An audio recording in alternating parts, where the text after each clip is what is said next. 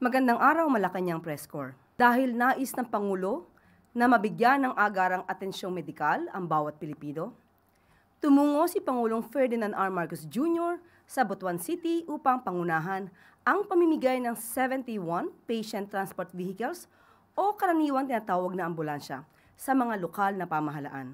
Alinsunod ito sa adhikain ni Pangulong Marcos Jr. na tiyaking lahat ng lungsod at munisipalidad sa Pilipinas ay may sariling PTV.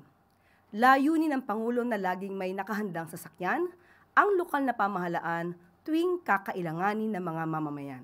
Kasama si PCSO General Manager Mer Robles, pinangunahan ni Pangulong Marcos Jr.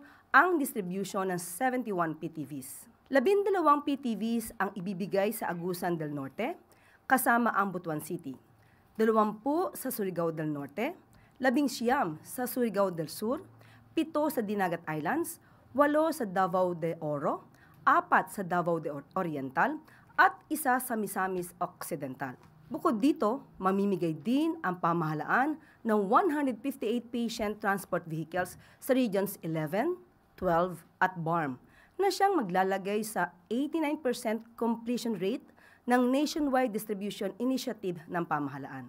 Nagbigay naman ng direktiba ang Pangulo sa PCSO na sikaping maaabot ang 100% target bago matapos ang 2025.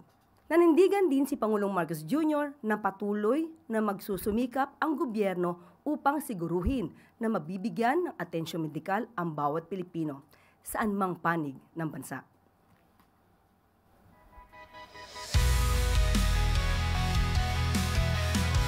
Agusan del Norte, together with Butuan, 20 for Surigao, 19 for Surigao del Sur, Dinagat Islands, 7 and 8 for Davao de Oro, and 4 Davao Oriental, and 1 in Misamis Occidental.